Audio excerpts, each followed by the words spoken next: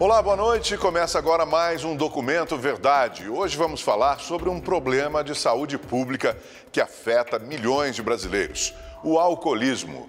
Segundo a Organização Mundial de Saúde, todos os anos, mais de 3 milhões de pessoas morrem em decorrência do álcool em todo o mundo. Nossos repórteres vão mostrar a luta de quem tenta largar o vício. Em São Paulo, a história de uma mulher que, por causa do álcool, largou família, emprego e passou a viver dentro de um carro. E em Belo Horizonte, pesquisadores descobriram um gene que pode ter ligação com o alcoolismo. A pesquisa pode ajudar a encontrar novos tratamentos para os dependentes. Tudo isso você acompanha agora no Documento Verdade. Boa noite, meu nome é... Boa noite. Sou uma alcoólatra em recuperação. Porque eu tenho 3 filhos e por causa do álcool eu perdi completamente o direito de poder vê-los crescer, poder vê-los estudar, aprender a falar. Comecei a beber aos 7 anos de idade e hoje tenho 40. E através desse álcool aí eu não sabia que o álcool podia acabar com a minha vida tão depressa. As histórias são sempre parecidas. Homens e mulheres que conheceram a bebida ainda muito cedo. Com essa mulher de 48 anos não foi diferente. Ela prefere manter o anonimato para se preservar. Nessa entrevista, vamos chamá-la de Cris. A mulher conta que não recorda exatamente quando teve a primeira experiência com o álcool, mas lembra que começou ainda na adolescência. Eu costumo dizer que me parece que eu sempre bebi, sabe? Parece que eu sempre bebi. A minha história de vida é uma história de uma pessoa que sempre bebeu. Eu tenho uma leve impressão que eu comecei a beber por volta de uns 13 aos 15 anos. Então eu sempre bebi muito, muito mesmo. Então sempre tive muita resistência. Eu era a que mais bebia, a que menos passava mal e estava tudo certo. Nunca imaginei que eu pudesse ter algum problema com a bebida. A bebida fazia parte da minha vida, socialmente falando. Mas o socialmente passou dos limites. Aos 37 anos, abandonou os 3 filhos, a família e o emprego para morar na rua porque não queria parar de beber.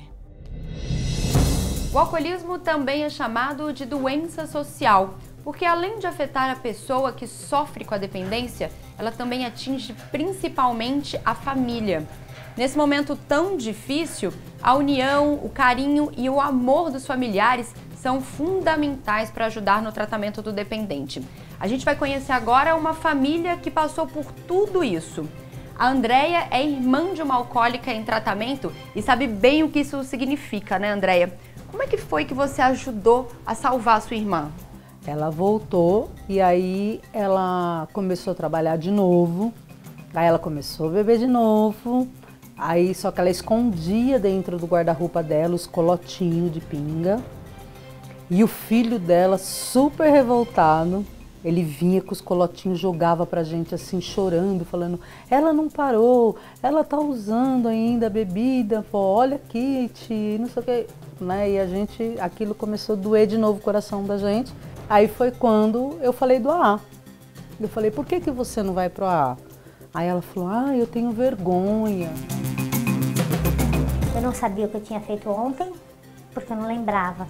Tinha bebido tanto que eu não lembrava o que eu tinha feito ontem. Aí bateu o remorso. Para anestesiar o remorso, eu bebia de novo. Aí eu não tinha perspectiva nenhuma. Aí vinha o medo. Aí eu bebia mais.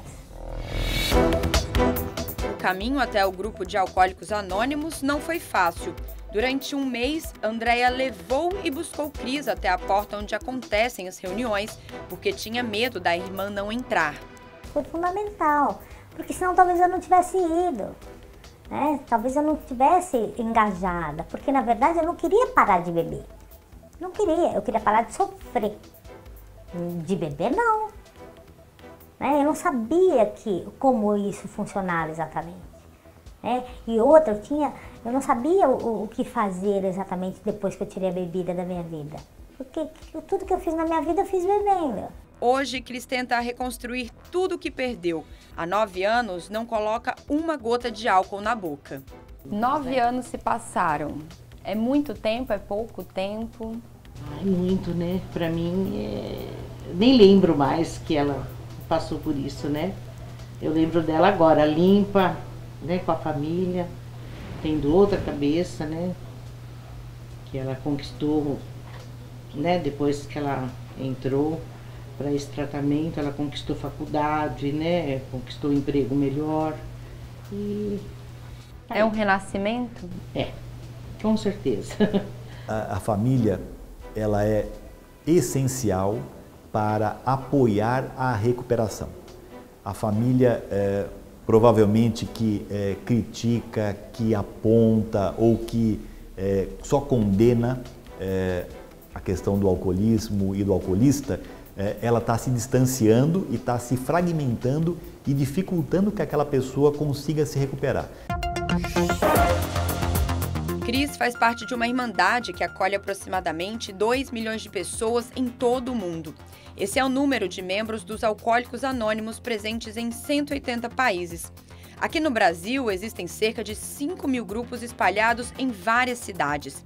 Há 80 anos, o AA tem como objetivo ajudar mutuamente homens e mulheres a se manterem longe do vício do álcool.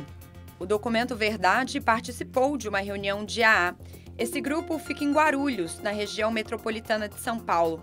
Todos os dias, às 8 horas da noite, cerca de 15 pessoas se reúnem com o objetivo de resolver um problema em comum, a dependência do álcool. Para participar, basta ter o desejo de parar de beber. Boa noite, meu nome é...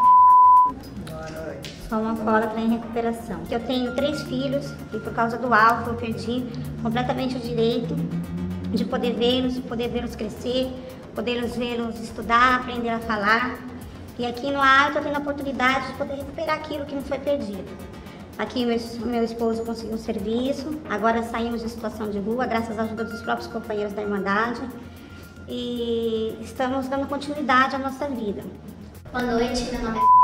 Eu sou uma alcoólica em recuperação. E eu passei pelas 3 fases do álcool. A primeira fase de descoberta, onde tudo era festa, onde tudo era farra, onde tudo era alegria, né? Então eu não senti os problemas do álcool. Só que logo isso começou a se transformar, porque era a depressão, aí o álcool se anestesiava, aí ficava feliz, eufórica, aí depois vinha novamente a depressão. Até que em 2014 eu tive o meu fundo de poço. A jovem teve algumas recaídas e não conseguiu largar o vício. Frequentando as reuniões de Alcoólicos Anônimos, ela descobriu um motivo maior para lutar. Estou há pouco mais de 8 meses, vou fazer agora 9 meses de sobriedade. Inclusive, nesse período de 2010 até hoje, eu tinha um sonho de engravidar, já tinha até desistido, nem queria mais. E após eu ingressar no grupo, alguns meses depois, eu engravidei. De acordo com um relatório da Organização Mundial da Saúde, estima-se que 4,2% dos brasileiros preenchem critérios para o abuso ou dependência de álcool. Desse total, 6,9% estão entre homens e 1,6% entre mulheres. No entanto, esse número diminuiu em relação a 2010, quando a estimativa era de 5,6%. Então nós estamos falando aí de um número significativo aí de talvez aí 10 milhões de pessoas com problemas com álcool. E a gente não pode esquecer, para cada pessoa comprometida com uma droga, você vai ter 4 outras pessoas envolvidas, né? Porque normalmente a pessoa é casada, ou tem filhos, ou convive, né? Então nós estamos falando aí que com 40 milhões de brasileiros que convivem com alguém com um problema com o álcool. E quando a bebida vem acompanhada de uma alteração no comportamento e da agressividade, é nessa hora que surge a necessidade da internação. Mas apenas os profissionais da área da saúde podem fazer essa avaliação. E na busca por soluções que possam ajudar quem sofre com a dependência do álcool, muitas instituições surgem com novas propostas e tratamentos. Essa comunidade terapêutica em São Paulo acredita que por meio da espiritualidade, da meditação e da neurolinguística é possível salvar vidas dos dependentes do vício. A gente está aqui na Casa Dia, que é um instituto de apoio e tratamento ao dependente químico. O Ivanildo é um dos responsáveis pelo instituto, que já funciona há 20 anos, e ele também é dependente químico. E depois de entender e reconhecer a doença, ele resolveu ajudar outras pessoas, né, Ivanildo? O que é esse espaço? Onde que a gente está aqui agora? O que é a Casa Dia? Bom, a Casa Dia ela nasce de uma ideia, a ideia de ajudar as pessoas. A Casa Dia é um instituto que foi criado para ajudar ou auxiliar o dependente químico. A grande sacada nossa é que nós percebemos que nós precisávamos ajudar de uma forma diferente. Não da forma comum, como se ajuda hoje. Essa casa ela foi criada, né, nesse modelo porque ela é uma construção voltada só para isso. A casa só recebe homens entre 18 e 70 anos. O fundador da Casa Dia, o Ivanildo, passou por uma longa trajetória com o álcool até criar esse espaço de acolhimento. Eu comecei a beber com 18, porque eu odiava cheiro de álcool. Eu tinha verdadeiro horror às pessoas que bebiam. Naquela época, eu também comecei a perceber que eu gostava de jogar muito futebol. Mas eu acreditava também que quando eu bebia, eu jogava melhor. E isso foi crescendo dentro de mim. Mas chegou uma época que eu já comecei a beber para trabalhar. Eu comecei já a beber para trabalhar. Mas eu também não percebia que tinha nada errado. Porque eu acreditava que aquilo lá me dava mais força, mais ânimo, eu ficava mais inteligente, eu ficava melhor. E isso foi se agravando. Ivanildo teve 2 casamentos destruídos pela bebida, perdeu contato com os filhos por anos, largou o emprego e foi abandonado pela família. O que eu fiz? Eu me recordo que um dia eu estava conversando com a minha filha, hoje tem 34 anos, e eu perguntava para ela, filha, o que você não gosta em mim? Mas isso agora, recente, né? Uns 10 anos atrás. E ela dizia assim para mim, não vou te falar. Eu falo assim, se você falar, você me ajuda a não repetir. Porque aí você diz para mim, pai, eu não gosto disso. Quando você faz isso, me machuca. Eu tomando essa consciência, eu faço o que eu quiser. Aí ela disse assim, você tentou colocar fogo em mim, e eu tinha 4 anos. Você, pai, tentou botar fogo em mim. Não me lembro. Não me lembro. Foi um amigo que o ajudou a sair das drogas. A Casa Dia foi a forma que ele encontrou para poder reconstruir a vida e ajudar pessoas que enfrentam o mesmo problema. Depois de 5 internações em clínicas diferentes, esse homem de 43 anos está há 4 meses morando no instituto. Já são 8 meses longe do álcool. Hoje eu abro mão de morar sozinho, de ter minha privacidade. Hoje eu escolho morar com 5, 6 pessoas, cada um com o seu mundo, porque cada um tem seu mundo, né? Porque cada um tem sua vida, cada um mundo diferente do outro. Porque hoje eu não tenho habilidade e porque eu tenho esse medo de eu recair. Por que você acha que você chegou nessa situação, se tornou um dependente químico, um dependente de álcool? Eu tenho uma doença. Porque eu tenho amigos conhecidos da época que a gente usava, que usou com a gente e hoje nem bebe, nem fuma cigarro. Tem uns que eu conheço que só bebe. Porque assim, eu queria ser aquele cara que eu saio do serviço, passo ali no bar ou na padaria, tomo uma cerveja e vou para casa. E jantar é tranquilo. Ou chegar em casa e abrir uma latinha de cerveja. Como muita gente faz. Então eu não consigo fazer isso. Tenho uma predisposição. Como muitos, o vício trouxe a perda de bens materiais e o afastamento do convívio social.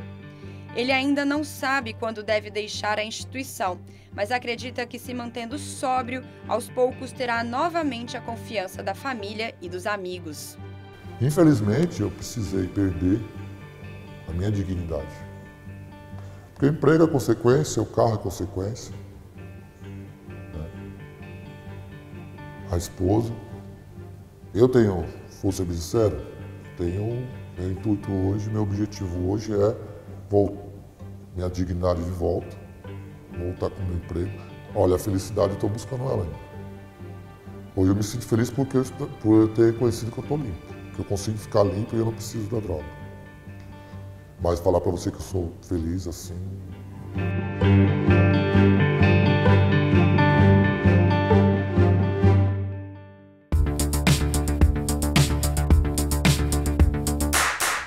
Belo Horizonte, segunda-feira, 15h. É o primeiro dia útil da semana, mas os bares já estão cheios e muitas pessoas consumindo álcool. É aniversário, a gente tá um dia bonitinho, a gente resolveu tomar uma cerveja. Para relaxar, para divertir e fazer amizade e manter o papo em dia.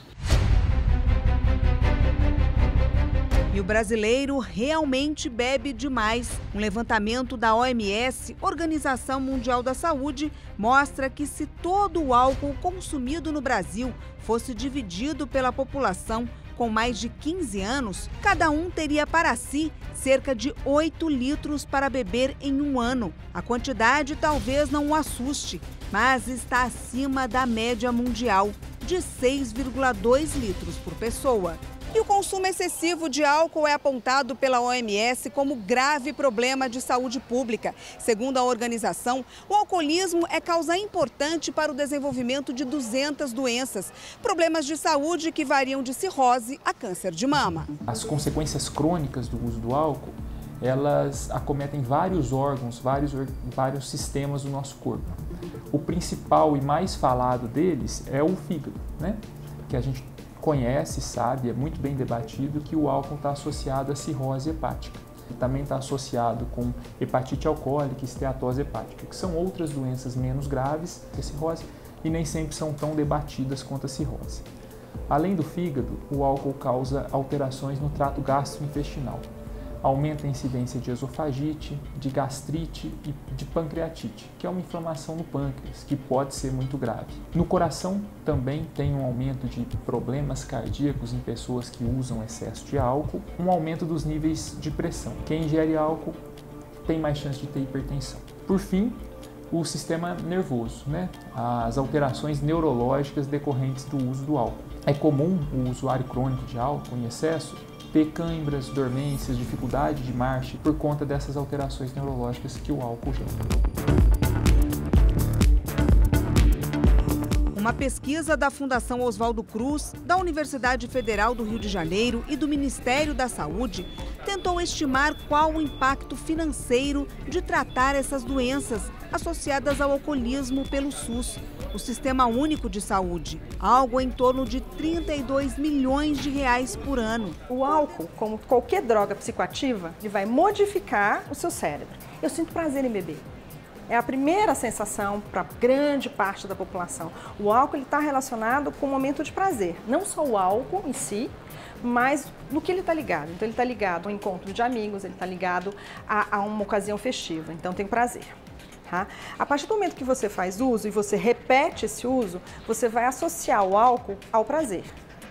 Em algum momento se cria um hábito, tá? Que a gente chama de reforço positivo. Quando você começa a beber cada vez mais, a sentir necessidade do álcool cada vez mais presente, numa frequência maior, com um maior volume, esse hábito passa a ser nocivo e você tem um reforço negativo.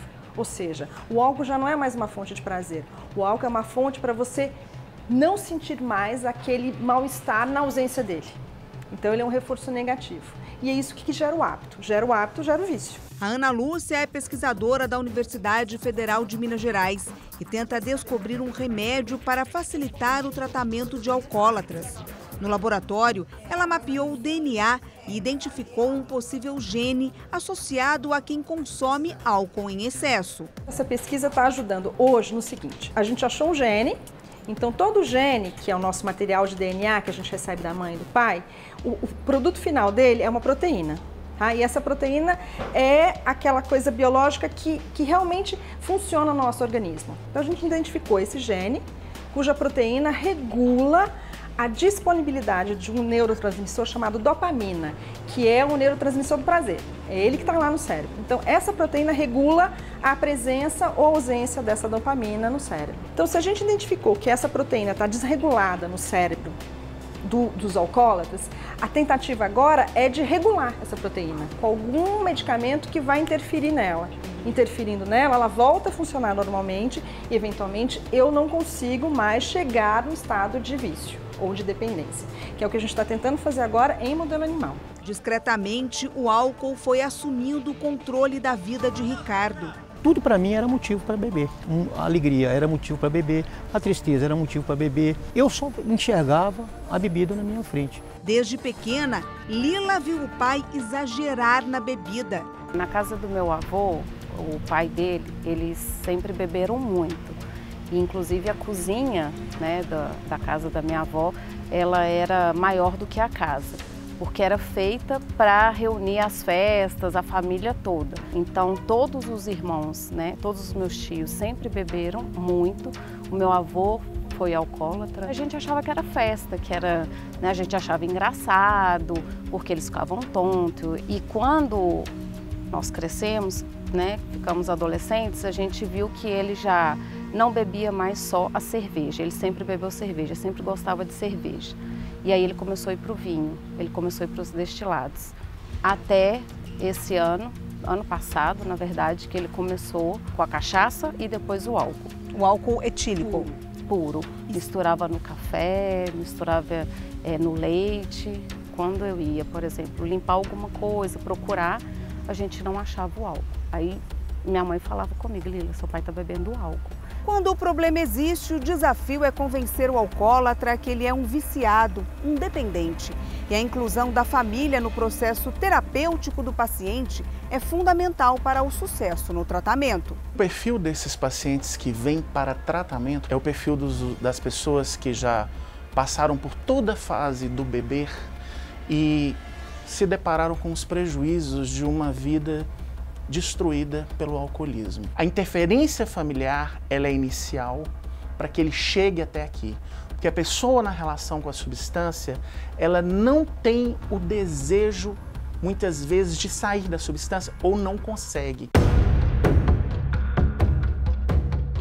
Para os especialistas, é dentro de casa, no convívio familiar, que muitas vezes é dado o pontapé inicial para que uma pessoa comece um relacionamento perigoso com a bebida. Pequenos gestos e atitudes, até inocentes, podem levar a um caminho que não tem mais volta. A coisa começa inocentemente no uso recreativo. Festas em casa. Eu tenho pacientes que começaram bebendo do copo dos pais, né, quando eram crianças, e isso foi perdendo-se o controle. A gente sabe que tem os preditivos genéticos, que algumas pessoas geneticamente estão mais expostas que outras. Supondo que você tenha na sua família parentes que fazem uso abusivo do etanol, ou seja, que são alcoólatras ou alcoolistas, tá? O filho desse indivíduo, ele pode ou não ter uma predisposição genética a desenvolver o alcoolismo. Para isso, eu tenho que identificar, então, os genes que ele herdou do pai ou da mãe, usuário, né, abusivo de etanol, e saber se ele tem ou não a predisposição. Mas não basta só a genética nesse tipo de patologia como o alcoolismo. O ambiente é extremamente importante. Então, é o ambiente da cópia. Se eu tenho na minha família indivíduos que fazem uso abusivo do etanol, eu vou por cópia, eu me identifico com eles, eu quero me identificar com eles. Então, eventualmente, aquilo passa a ser uma coisa normal, um hábito, né? Eu buscar cerveja para o meu pai desde pequenininho, ou eu tomar um gole daquela bebida junto com os meus pais, isso vai gerando hábito. Gerando o hábito, a genética vai entrar com a predisposição. Aos 64 anos, Ricardo demorou a perceber a necessidade de tratamento. Há pouco tempo atrás, eu tentei diminuir a quantidade, a frequência, ou parar, e não consegui. Realmente eu não conseguia viver sem o álcool. Isso coincidiu que logo após a família estava se sentindo, porque a família também fica cometida por essa doença. Houve uma reunião comigo, onde eles pontuaram isso: pai, você precisa de ajuda. Minha esposa falou comigo: você precisa de ajuda, você precisa se tratar, porque já tá fora de controle, a gente já não está aguentando mais. A filha Lila não pensou duas vezes. foi buscar o pai no Espírito Santo e foi aqui, neste hospital filantrópico de Belo Horizonte, que Ricardo começou a se livrar do vício. Em um tratamento diário, ele está há 10 meses sem beber. E como que o senhor está hoje? Eu descobri que existem outros prazeres, sabe? Que a vida realmente é bonita, como dizia a canção do Gonzaguinha.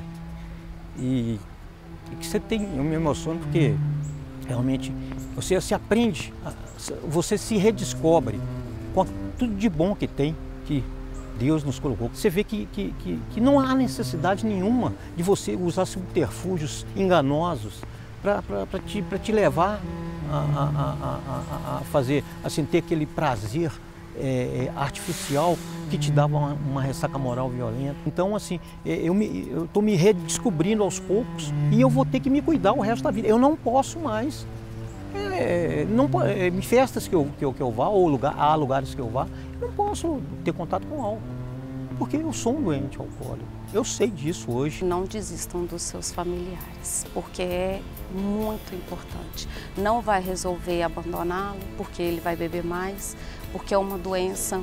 Eles não conseguem enxergar que eles são realmente doentes, que é muito difícil ele sozinho, que a família é o bem mais precioso, né, que a gente tem, que é a vida.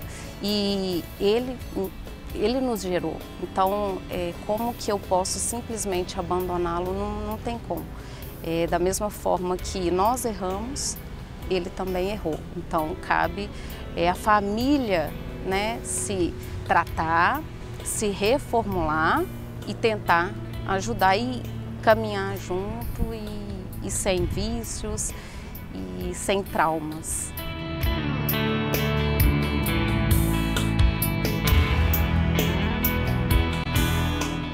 Entre os universitários, o álcool está sempre presente, mas o que normalmente está associado a momentos de diversão pode se transformar até em doença.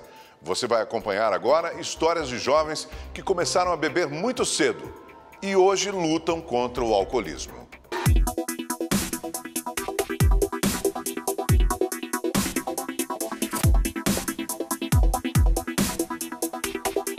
Festas, diversão e bebidas alcoólicas.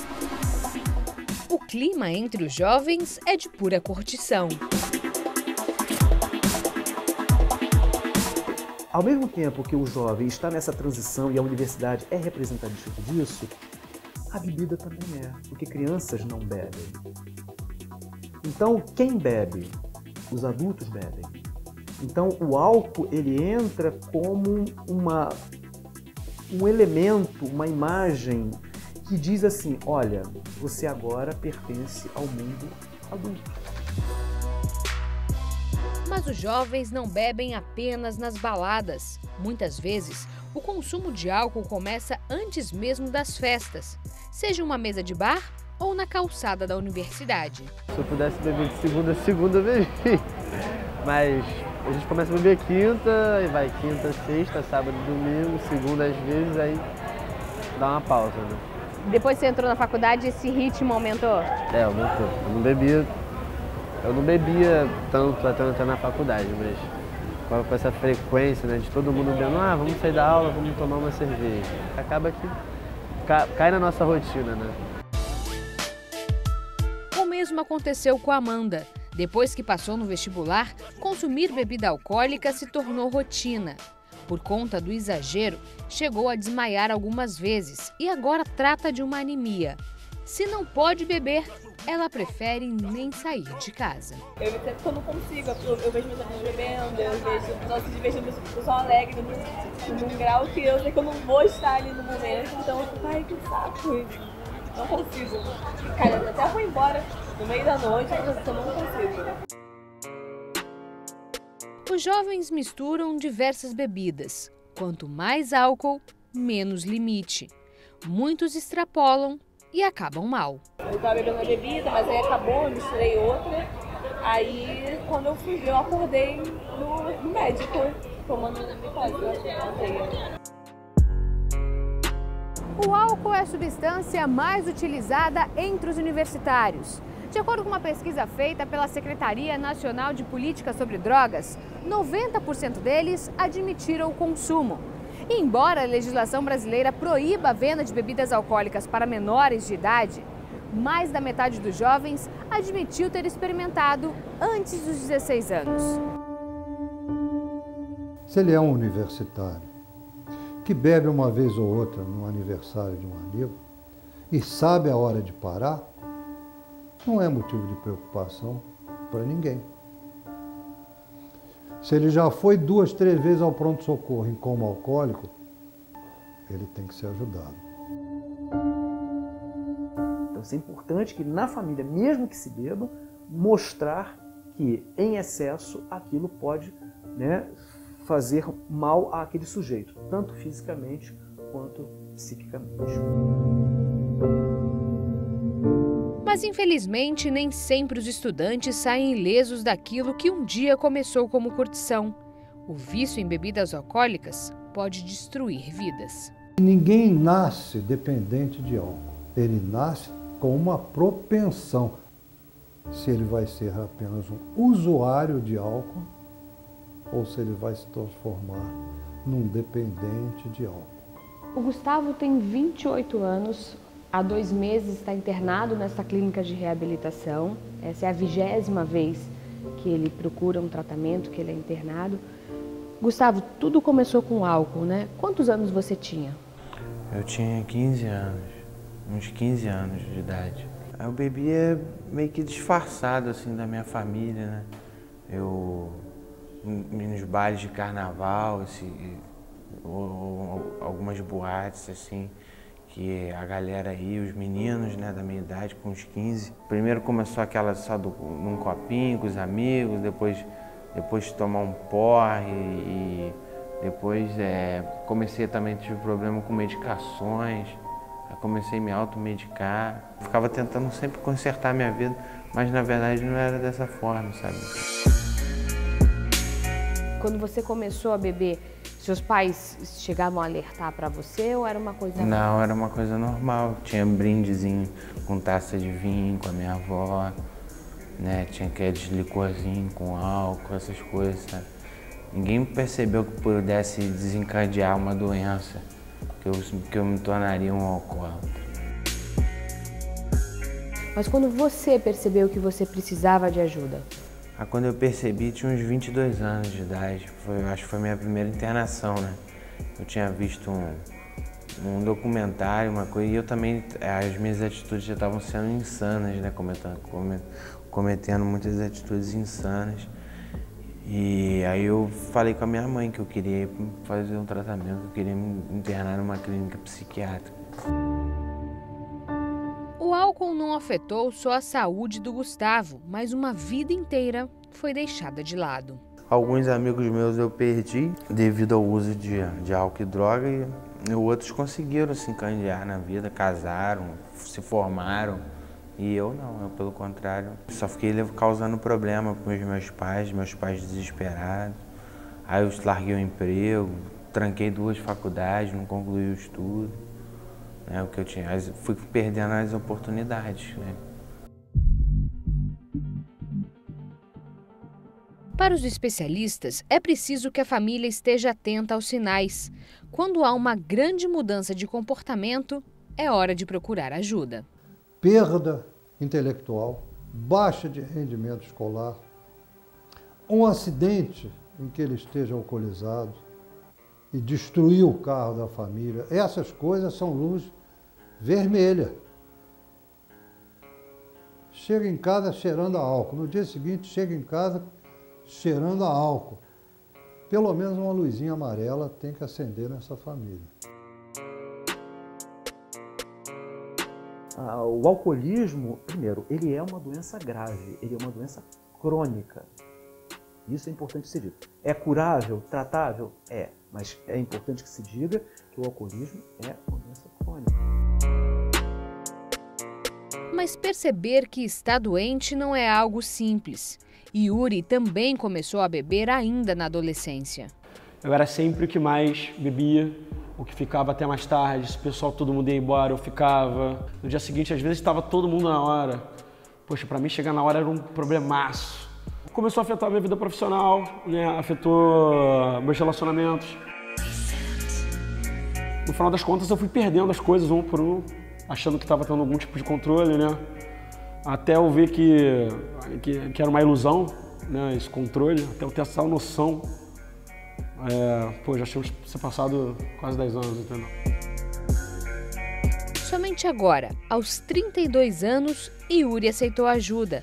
Ele está internado há quase 80 dias. O alcoolismo é uma doença, né? E se você não entende qual é a fonte da sua crise, qual é a fonte, o que te leva a beber, porque no início para mim era diversão. E depois eu comecei a descobrir que não, que eu ia beber também por momentos, né, de fraqueza, um momento de dor, não saber lidar com as emoções. Isso acaba com a sua saúde, acaba com o seu dinheiro, acaba com a sua credibilidade. Nesta clínica, os pacientes cumprem uma série de tarefas diariamente. Entre atividades físicas, atendimento com psiquiatras e reuniões em grupo, eles buscam a renovação. Estou limpo, né? Consegui aqui, me ajudou a parar de fumar, era uma guerra que eu tinha também, né, nessa instituição. Eu não sei nem quando foi a última vez que eu fiquei tanto tempo sem beber assim, não faço a mínima ideia. Né, e aqui eu consegui voltar, né, praticar atividade física, né. A gente acaba tendo contato, né, conosco, né, consigo mesmo, né. Eu vim pela minha vida, porque eu cheguei a um ponto que eu pensei assim, a gente acabar com a minha vida, sabe. Entrar num carro, não sei, pular num penhasco, um carro, tudo, fazer algo assim. E eu fui salvo, né, minha família me salvou. Então, não tem que, eu devo muito a minha vida a eles. Né?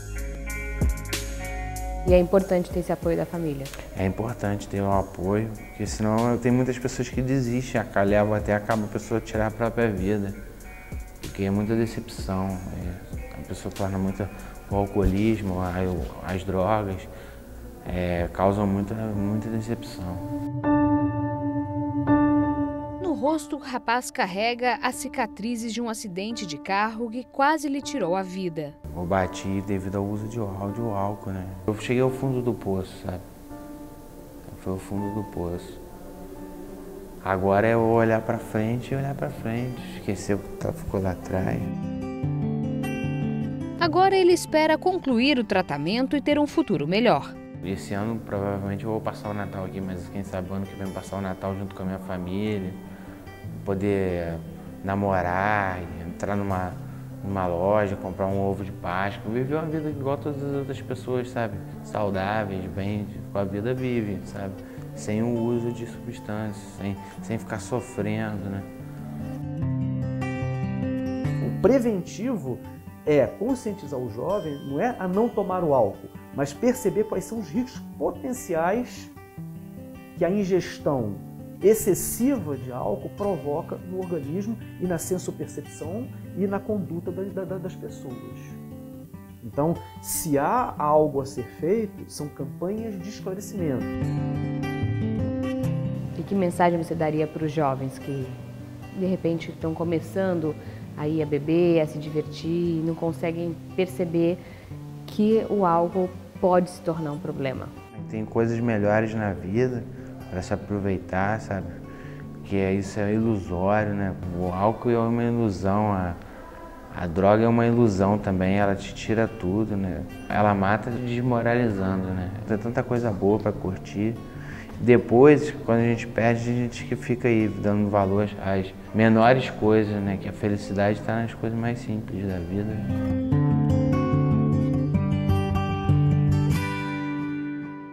E o Documento Verdade fica por aqui. Se você perdeu algum momento do programa ou quer assistir novamente, se inscreva no canal da Rede TV no YouTube. Até mais!